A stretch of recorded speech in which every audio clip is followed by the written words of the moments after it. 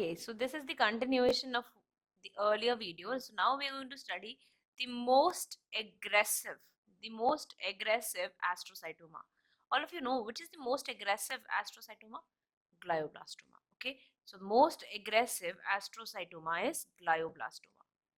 Okay, so now first is that this can occur at any age group. Okay, and it usually occurs in the cerebral hemisphere.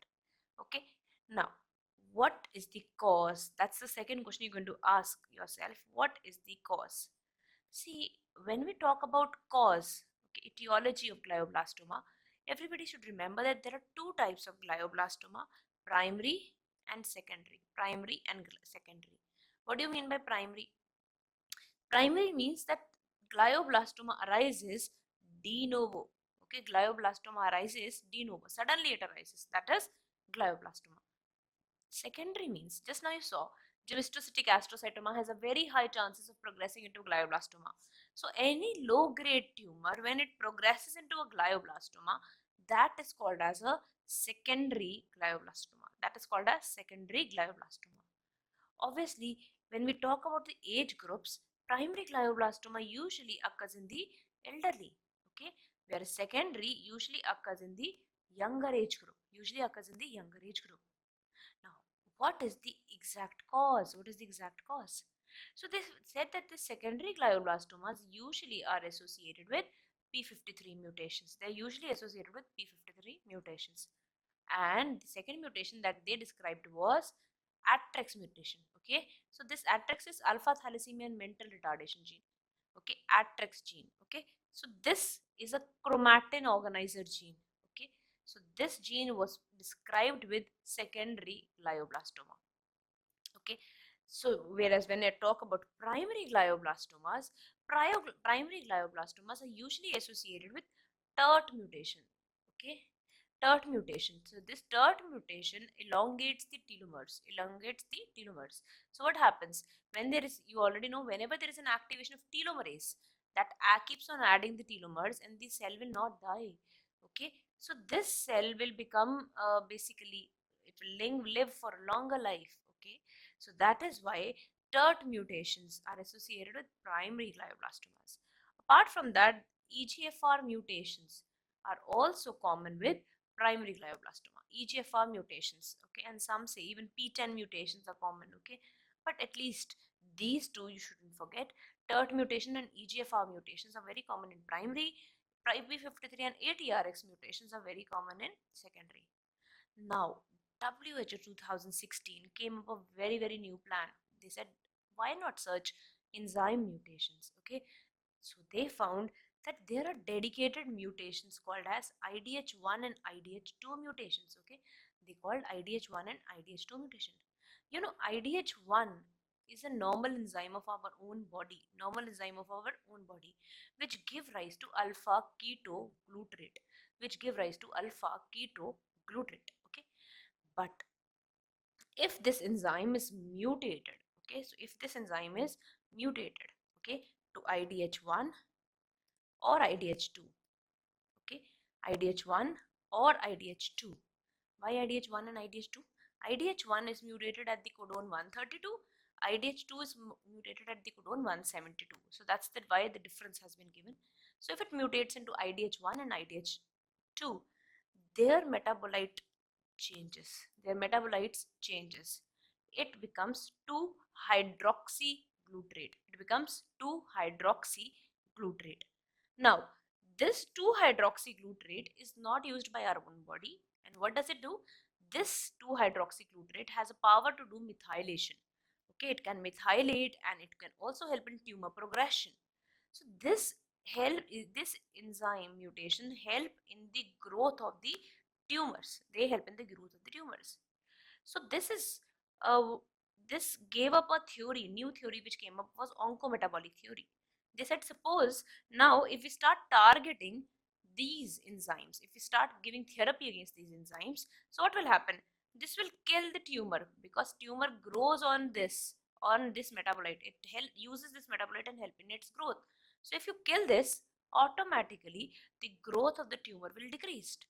But because you are not affecting your own enzyme and your own metabolite, nothing will happen to your own body cells.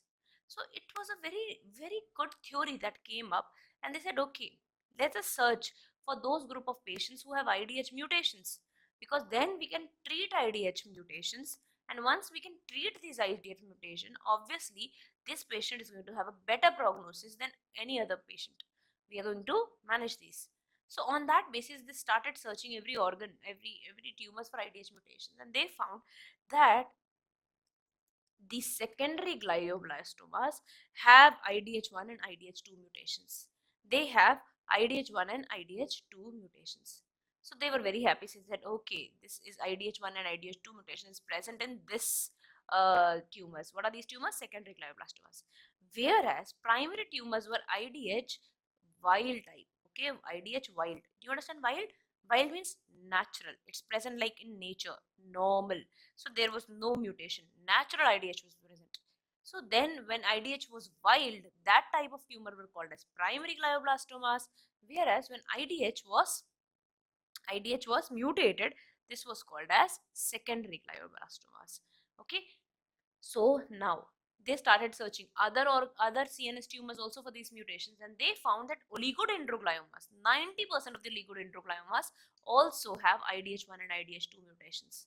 So from that, they got an idea and they said, okay, this is actually a good mutation. So they said, let's do one thing. What should we do? All the diffuse astrocytomas and oligodendrogliomas should be kept together. So they should be classified as IDH wild or IDH mutated. So now you know IDH mutated type of CNS astrocyte CNS tumors, if we are talking about, are, or CNS gliomas which are IDH mutated, are oligodendroglioma in 90% of the cases, and secondary glioblastomas which again have IDH1 and IDH2 mutation. Okay, so there is more to it, but that goes into very detailed molecules which which we shouldn't cover for an undergraduate student. So we just need to know here that now if I want to ask you who is going to have a good prognosis, so you already know that once IDH is mutated, it's going to have a good prognosis, whereas when IDH is wild, it is going to have a poor prognosis. It is going to have a poor prognosis. So simple as that.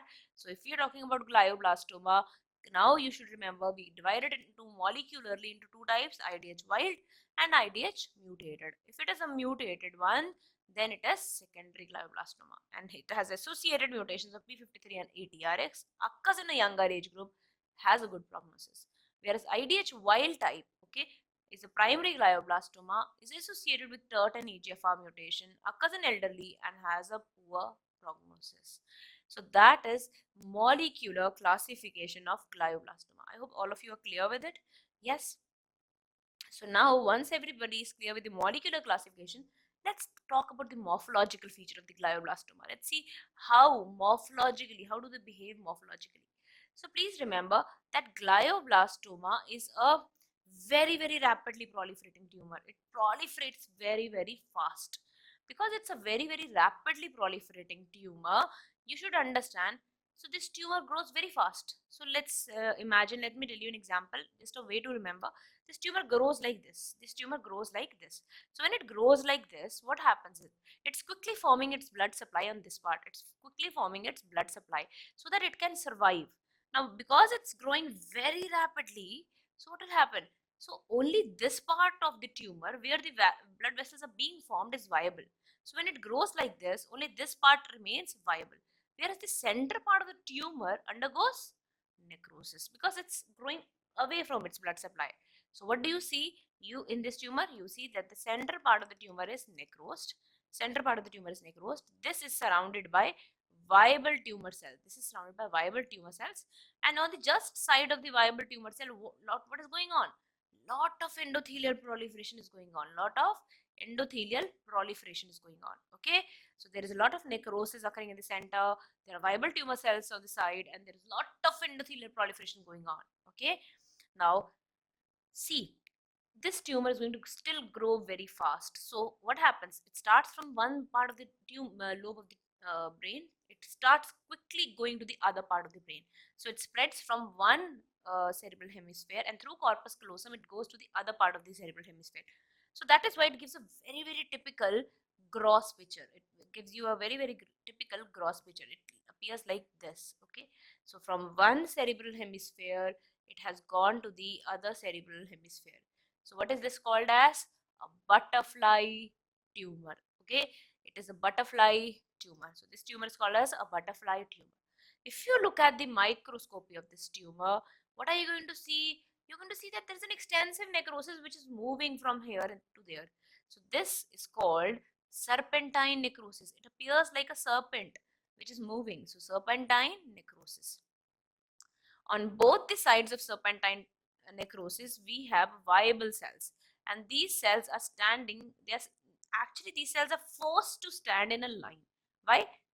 Because in the center we have necrosis, and on the periphery we have a lot of endothelial proliferations.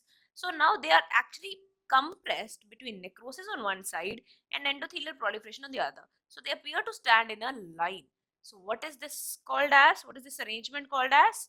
Pseudo palisade. That is, it is not real palisade. They are not standing by themselves like this. They are made to stand because one side there is necrosis and other side there is endothelial proliferation. Okay, now what is this? This is endothelial proliferation. This is endothelial proliferation. Now remember always when we talk about endothelial proliferations, so because the glioblastoma is proliferating very very rapidly, it's proliferating very very rapidly, so it doesn't have time to form a well defined good blood vessels. So they just appear like some capillaries of the glomerulus. So this is called as glomeruloid bodies. So what are these called as? These are called as glomeruloid bodies. So what are these vessels called as? Glomeruloid body. So in glioblastoma, if somebody asks you what are the features that you will see, so in the center, serpentine necrosis surrounded by pseudo palisading of the cells. On outside, there is a lot of glomeruloid body which represent endothelial proliferation. That is the microscopy of glioblastoma. Now let's see the images and see if we can understand. Okay, so first, can you see this is a very very large tumor? And also, if you focus, this tumor is extending to the other part of the brain, isn't it? So it's from one part of the brain that it is extending into the other part of the brain, isn't it? So so that is why this tumor is called as butterfly tumor. Now don't expect the butterfly to look very beautiful like a real butterfly. So this is actually from one end to the other end. So what is this called as? A butterfly tumor. This is a butterfly tumor. If you look at the microscopy, look at the center part. Center part of this is showing you necrosis. The center part of this is showing you necrosis. And just surrounding the necrosis, can everybody appreciate it? What do you appreciate it? The cells are standing in a line. The cells are standing in a line. What is this arrangement called? Palisades. What is this arrangement called? Palisade. So there is palisading. But is this a real palisade? No. It's a pseudo palisading arrangement. Why? Because this is because of necrosis and because we have cut the image from outside. So we can't see the endothelial proliferation. But if you see, all these places should show you a endothelial proliferation. And that has made the tumor cells stand in a line. So what is this called as? Pseudo palisading. So three things: serpentine necrosis, this is pseudo palisading, and what is this? Glomeruloid bodies. Is everybody clear with this? So that is the morphology of glioblastoma. So remember, from now, IDH wild and IDH mutant are the new subtypes, and the tumor, other mutations of course, TERT mutations are associated with primary, P53 mutations are associated with secondary. Also, do you remember I told you Li-Fraumeni syndrome? Li-Fraumeni syndrome was associated with secondary glioblastoma. So you can understand and correlate now. Okay, very aggressive tumor, prognosis is not very good. Which is this tumor which is the classical example of epigenetic change in the brain? Most tumors of this type have lysine to methionine mutation at position 27. So remember, lysine to methionine mutation. Okay, so this is written as KM at position 27, where in histone 3.3 usually. So this mutation is written as H3.3 K27M. Okay, this is a very very important mutation that has been recently added in WHO 2016. Please remember, this is the mutation of brainstem gliomas in children. Okay, in children, brainstem glioma is associated with this particular mutation. So that is an update of WHO 2016. So I hope everybody is clear with astrocytoma till now, isn't it? So now we are left with other brain tumors, but time is really running short. So I think we should stop here. Okay. So with that, I conclude the first part of the CNS video that we're going to do. Okay. I hope you like it. If you like it, do subscribe and do like. Okay. If you like, you can join my group. My group's name is Dr. Vandana Pathology Study Circle. Pathology Study Circle. Okay. I am author of the book Complete Review of Pathology and Hematology. Complete Review of Pathology and Hematology.